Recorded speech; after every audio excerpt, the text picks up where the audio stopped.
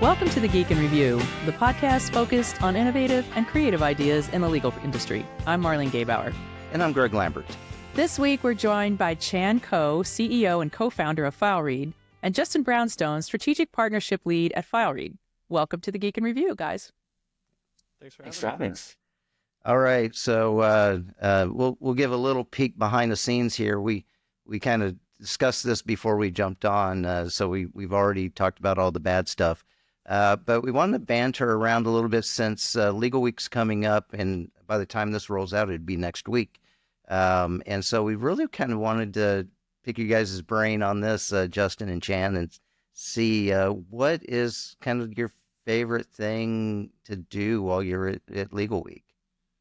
Yeah, so I said before I had something to share, and it might get me in trouble with Chan because it's not legal related, but the best hot chocolate in the world, in my opinion, is at a place called Angelina in Paris, walking distance from the Louvre. Other people share this opinion. They, not too long ago, opened a second location in Midtown Manhattan, and I am a big fan of hot chocolate. I went there a few years. Yeah.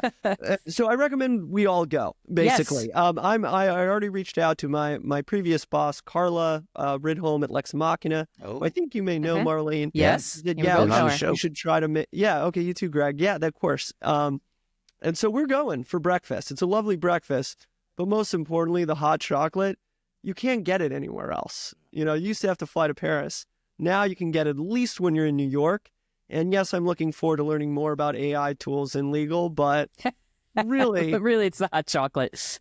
No trip to New York's complete. And so I'm going. So if anyone listening, I recommend it. But yeah, so I throw it out there, open invite. Well, Justin, you should ask AI what's a good non-traditional thing to pair with the hot chocolate and see what kind of crazy answers it comes up with. Yeah, well, it comes with an omelet in the morning, so you wouldn't think eggs and chocolate go well together. That's interesting. Like figure a croissant or something like that. Yeah, you can get that too. I mean, it's I'm serious about this chocolate though. It's right. Everyone after they listen to the podcast should go read about it. Cool. Anyway, that's my Legal Week tip. All right, Chan. Yeah. And can you top that? I don't think I could top that, but I think last year we did something fun. We had a very intimate dinner at Fogo de Chao, where we invited some of the leaders in at these law firms or corporations to come and chat about why they're excited about Legal Week in general. But obviously, we try to subtly talk a little bit of sprinkle AI stuff in there because we are an AI company, and just really the opportunity to really meet new people. And I'm a product person at heart, so I want to really understand what pain are you kind of going through and how can we help potentially diagnose that pain. And so it's a really chill environment where people can kind of relax, don't think about, it's not really a vendor type of thing, but it's more of how can we kind of help each other figure out what are the problems that you need solved? Can we solve it? If not, we can obviously introduce you to other people who could help you solve it. And just a sharing of knowledge, which I really like about these types of conferences. All right. So you're a connector. I like to say I am. I don't know if I'm doing a great job at it, but I think, yeah. Marlene, what's your favorite thing? So a couple things. So I like the, and hopefully I get the name right, it's Legal Week Eve or Legal Eve, I guess, which is the event that is hosted by Legal Technology Hub. And it's the night before the conference starts. And, just basically, everybody who's in town shows up. And so it's a great networking opportunity. And I also like the ability to see some of the new vendors that are out there. Yeah. I like the Legal Week Eve. It sounds like you should be trick-or-treating going around. Maybe you can suggest that for next year. Yeah. I think it sounds like a Jewish holiday. It starts at sundown. Legal Week starts at sundown the night before. No, okay, just me. So this year I totally screwed up my time. So I'm only going to be there Monday and Tuesday, and I immediately have to leave and go Wednesday I got to be back at the firm for a big meeting that we have here. And then I turn right back around and I go to Norman, Oklahoma, to give a keynote for a conference up there. So most times I plan better. This year it really sucked on Well, me. they changed the date too. Yeah. This is a month later, so Yeah. So that and I'm also, this really exposes something that I'm horrible at, and that's calendar management. So maybe that's my New Year's resolution for March. Get that out of the way. So, but I'm looking forward to. Same thing. I love seeing the new people, but I really love seeing, kind of the old people that this is kind of one or two times a year that I get to meet a lot of folks. True. And usually we pass out stickers for the podcast while we're there. So that's always fun. It's true. We come bearing gifts. So. Well, that's great. So looking forward to seeing everybody at LegalWeek, but let's bring you guys in, for the reason that we actually brought you in, that's to talk about FileRead. Chan, I know you've got a nice storied history with some good background, but can you talk to us about what inspired you to create FileRead and that background that you have? How did it kind of shape the platform? Yeah, absolutely. So the inspiration is that for FileRead is that back in 2008, my immigrant parents, we ended up losing our home during the housing crisis after taking some bad advice. And they didn't quite know that they could get access to legal services due to their lack of experience working with the legal system. And I really wanted to work on something that could make an impact on this space. And we decided to focus on litigation, specifically e-discovery. And the main reason why I think legal services are out of reach for a lot of those people is not because of just arbitrary prices, but more due to the uncertainty of the work that needs to be done in order to find a resolution. And so what FileRead is really aimed at is helping address this core part of that litigation process by helping litigation professionals find the facts that matter faster, but also uncover the hidden stories in their data. So just to kind of fill that in a little bit, can you explain a little bit more about, did you have a specific issue that you were confronting that kind of inspired this? Not in that sense. I think for those, they just accepted it, saying, "Oh, it's just part of life. Let's just move on and go on to the next thing." But just looking back on it, it was like, no, we actually could have potentially not had that stressful time happen, because that really was a very stressful time. I was thankfully just in college, but my parents and my younger brother were definitely going through a lot of things, because imagine getting kicked out of your home that you've been living and grown up in for 15 years. And so, just looking back, I wanted to really see that was one of the, a very stressful time. And I wanted to use that pain and channel it into something more productive. And I think this was a manifestation of what that is. Thanks. Well, Chan, I'm really sorry that happened to your parents. So it's an awful thing. Yeah, no, we're okay now, but definitely was very stressful going through that process. Yeah. That was a terrible time for a lot of people. Yeah, exactly. Yeah. So, Justin, if I'm going to be a potential customer of FileRead, explain what problems I would be facing that would cause me to reach out to solve that issue, so that we can get into some specifics. Yeah, I think about it because I ran into this same problem that I'm going to describe when I first started out as a lawyer. So back in 2009, way back when, I was at Quinn Emanuel on the Washington Mutual bankruptcy. So out of that same 2008 financial crisis. And JP Morgan dumped, I can't remember, maybe 5 million documents on us. I'm not sure if any of them were relevant, but I spent the first 6 months of my legal career just clicking not relevant for 60 hours a week. And so when I got introduced to Chan, actually by Anand, who you know, Marlene, and I learned that it was this tool in relativity where instead of spending 6 months to do first level review and then start to build chronologies, figure out if there are hot docs, you can ask immediately, tell me if this information is in here. Write me a memo about this fact, give me a chronology about these key things. I thought, wow, I wish I had this. And I know that there must be lawyers who are still using relativity, still dealing with these problems. Even with all the predictive coding technology out there, I thought this was just an excellent application and a great place to start. And then to tie into what Chan said, I really bought into Chan's vision for all the litigation-specific workflows that we can build upon once we tackle e-discovery. So, this is where we are now, but there's obviously a vision beyond that to help lawyers manage all the facts of litigation throughout that process. And I think we'll get to that later in the interview. Yeah. In terms of before we jump away from Justin, I want to say you're I think at least our third stand-up comic that we've had on the. I'm so sorry to hear that, Greg. That is. I think we're a little sorry to hear that too. Yeah. We should have more than that. We should have them all on at the same time.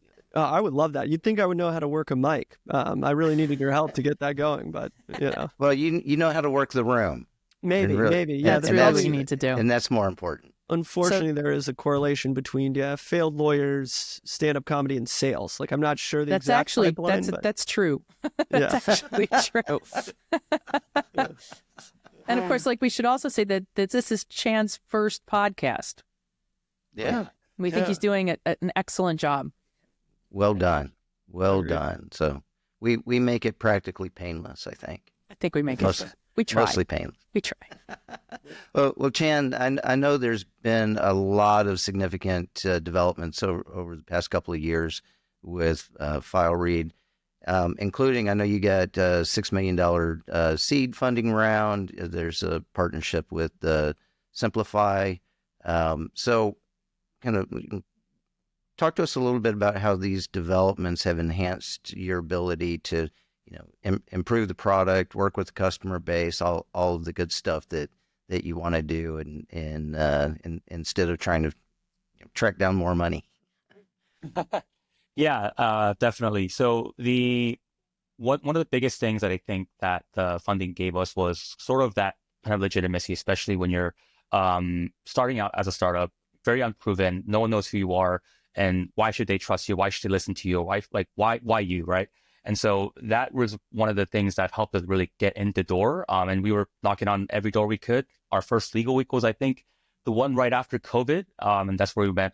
We're like, oh, wow, there's an entire industry full of not just legal, but litigation specifically. This industry is just has a lot of individuals who really want to do better for the industry in general. And I think the technology that we noticed that they were using was, I would say still, it's gotten a lot better, but I think it's still far behind when it comes to some of the more other industries that are quicker to adopt tech. Because I have a product background, I come from a tech background, and the adoption curve there is much steeper than what we see in legal. But we also started to appreciate that there is a reason why it takes a long time. It's because the work that they're doing is it's quite unlike the work that other industries do, and really helped us really gain a little bit more respect for it. And so what that helped us really do was do more. How do we talk to more customers? How do we get more reach in terms of get more people to come talk to us, understand their pain, and then that helps us really narrow in on the things that we're like, I think what we can do versus what they need. There's the overlaps, and how can we find more of those overlaps, and how can we start to find and build products around those that really support their use cases and needs that they currently have today. Can I pull on that thread a little bit? So you're saying that legal is different than other industries. Can you expand upon that? How are they? How are we snowflakes? How are they different? And just kind of highlight that, because I think it's important for people to understand that there is in fact a difference than just product in general. Yeah, so I think when it comes to my product background, I can only really pull from my experience from what I noticed. So, for example, I used to be a product manager at now a Series B company called Baller TV, and there it's you basically, when you get told to do a certain project, you expect certain outcomes to happen, but in litigation, outcomes aren't necessarily guaranteed. So that's why I think it makes and there's a lot of effort that goes in just to make sure that you can get the best outcome possible for your client. But just a lot of that work that needs to be done, you're not going to know it until you see the documents, until you see the arguments that you're trying to make, your other side is making. And that also kind of helps us understand why the industry is structured in that sense as well. And so because it's the work that needs to be done is a bit unclear when it comes to like the sheer volume, you don't know what you're going to find. You have some idea what you're looking for, but you may not find it. Maybe it's somewhere else, or you might find something else that potentially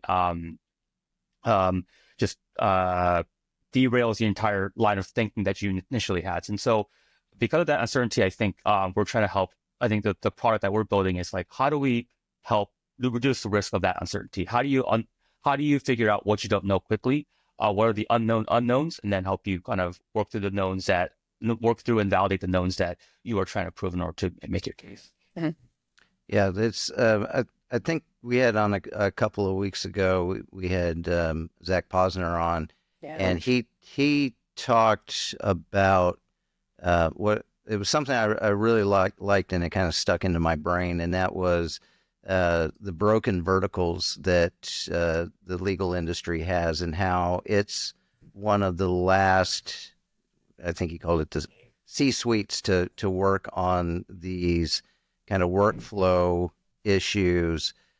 So were you kind of surprised that, that you had legal, which is, $1 trillion, yearly industry, had some basic workflow problems that you could come in and fix?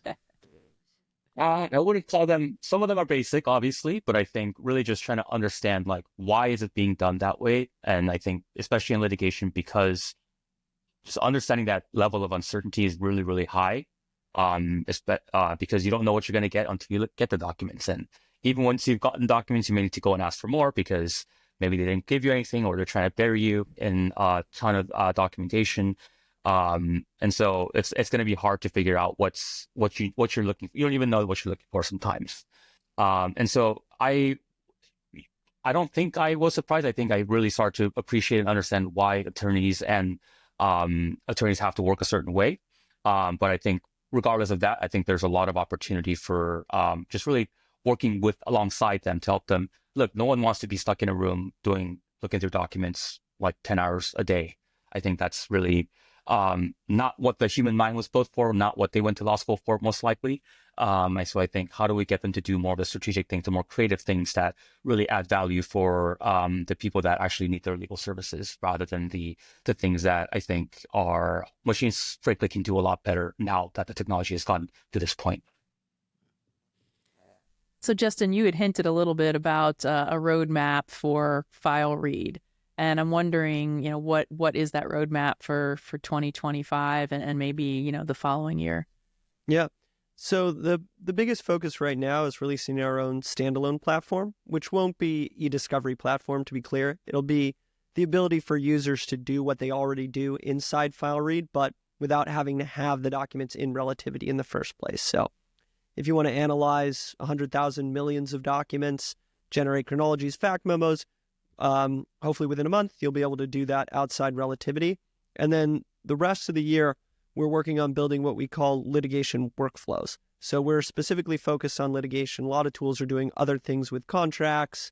But to build those, we need to first do some basic work like extraction. So if you have a large volume of complaints or other pleadings, legal documents, we can identify key parts of those documents and extract them, so that ultimately later down the year, we can help you identify all the facts that support what you're saying within depositions and discovery responses and pleadings. Or we can have you upload a complaint and tell you right away, are the allegations supported by the documents? So a lot of it right now you can do with the tool.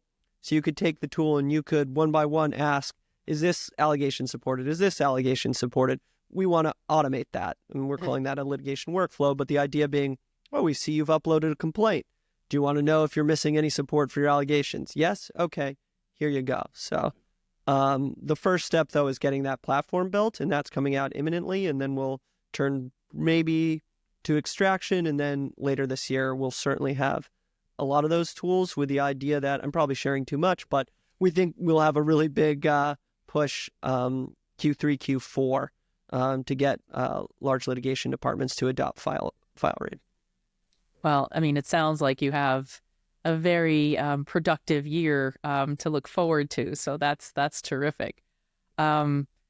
Justin, you had mentioned that there's different tools out there. Some of them are for transactional, but actually, when we were talking to Zach, there's a lot of litigation things that seem to be coming out this year. That seems to be a big area now. And I had said that I'm really happy about this because as a former litigator, like, I think we ought to get our due. I totally agree. Well, I think the technology enables it now in a way it wasn't before. It was simpler to automate parts of contractual analysis than it was to build things that were useful for litigation. It's more standardized, I think, than litigation. Yes. Well, exactly. Jan was saying. So yeah. But sorry, you were going to no, go ahead. No, that's I'm glad that you mentioned it. And I'm saying, there's a lot of these tools that are coming out on the market. So, how do you differentiate, FileRead from the rest of the pack? What is unique about it that it brings to the table? Yeah. So the number one thing right now is relativity. I mean, if you want to do this type of work where your documents already live, and you have relativity, then we're your only option. So, others may come out, but there is a process involved where you could try to do what we do in these other tools, and some claim they can. But if you want to do it directly within relativity, we're a native application within relativity. We're your only option. So that's number one. Number two, I think, is accuracy over large volume production. So we're not just a wrapper. We use several models, including our own citations model that we built, so that we tie everything within a memo to a document for support. And that is very accurate over large volumes, millions of documents. And I think there are others, again, that you can maybe try to ask questions, but they're not purpose-built for generating work product over large volumes. It means we haven't played in the small areas yet, where we're not doing, upload 300 contracts and we'll tell you which terms are different. But if you want an accurate chronology over 1 million, I think we really differentiate ourselves with the quality of our output. And then the third is where Chan gets mad at me, but I say cost effectiveness. We're newer. I think we need to be competitive on price, but maybe that's kind of gauche for a podcast to mention money, but that is a differentiator. Well, I'm kind of curious, like, who do you envision being like the end users? I mean, is it litigation support people? Is it the attorneys? Who's sort of the most common end user? Yeah, we're seeing all of the above, but Chan, you meet with clients all the time. Maybe you should speak to. Yeah, so it really runs the gamut, but I think the best folks that are geared towards using this would be the attorneys. They can be staff attorneys, not so much, but more of like the associates, the ones that are actually doing once the first level review's been done, and they want to quickly do more targeted searches to understand whether or not a particular claim that they're examining has any merit in those documents, or if they know that it has merit, quickly find those answers in the documents themselves. A few examples I can come up with, for example, in a particular litigation, there was this one document that was marked not hot in first level review, but once the factual narrative was built out, FileRead actually picked it up as relevant. And during depo prep, they ended up promoting that document to an exhibit. And then during deposition prep, FileRead became a crucial tool in helping them really do those targeted searches on the hot documents to zero in on particular issues. And then another one is especially when you get a large document production from the other side, you want to quickly get an idea of what to look for, who are the people that are referenced, and get an idea of if there's other people that we need to ask for more documentations from. That's one way to do that. Or if someone's referenced or CC'd on a communication, just using their first name, FileRead was actually able to give them a way to quickly verify who that person was, so that they could either decide to, hey, we need to go and get documents from this person. We don't have any documents from this person. This person looks important to this case. So things like that are the ways that FileRead has added a tremendous amount of value to the team. Mm-hmm. All right, so Chan, I'll kind of continue here. It's pulling out your crystal ball. What do you think is going to be the biggest challenge or opportunities for legal tech, and maybe legal tech in the litigation space over the next few years? Definitely. I think biggest challenge, one of the things is that we're starting to see a lot of. I mean, we were early in this space. I think back in 21, our first legal week, people were not sure who we were and why we were even useful, because AI search on your documents, why would I ever need that? But then kind of ChatGPT came out like the year after, and they were like, oh, I get it. You guys were, that makes sense. And so, so we were definitely early there. And I think with these tools becoming a lot more, these large language models becoming a lot more commoditized, it's going to enable a lot of different functionality that people are going to be building. So I think the challenges here, it's like, what are the things, because there's so many ideas that we want to pursue, what are the key things that we should be focusing on? And I think Justin alluded to several of those, but I think really just making sure that we stay focused and don't get distracted on the other cool things that look promising, but potentially may just be like almost like a party trick and not really add a lot of value. So really try to hone in on that, talk to as many people as possible, really understand which part of the process can we add the most value, and just focusing on those, and then continuing to build a more comprehensive product suite that encompasses the entire litigation cycle. Justin, does your oversharing crystal ball say anything? I think it's a really exciting time. I mean, I started in legal tech almost a decade ago now, and everyone was talking about AI, and AI is going to be such a difference maker, and I'm not sure it really changed anything. And now it feels like these large language models are fundamentally changing the practice of law. So I keep thinking, yeah, but they can't do X, and then a new model comes out and they can. So, it's like you probably saw the Bob Ambrogi write-up comparing VLEX research and Westlaw, I think it was co-counsel, and Lexis Plus. And, I thought it was like, okay, it's not quite what you'd want from a junior associate yet, but it's probably going to get there. So, I don't know what's coming, but I think it feels like the model's going to have to change significantly for how firms are structured and operate, because these tools are too good.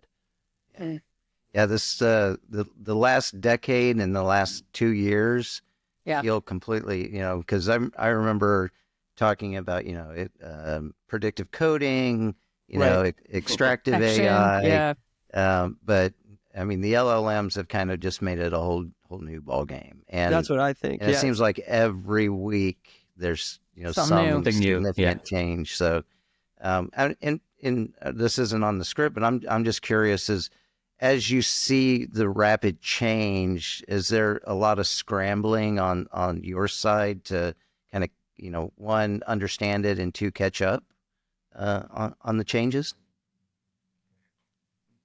I think as a tech company, you're kind of always trying to see what's out there that's new and seeing, and we're obviously experimenting with all the tools that do come out. And so I don't know if you had a chance to try deep research.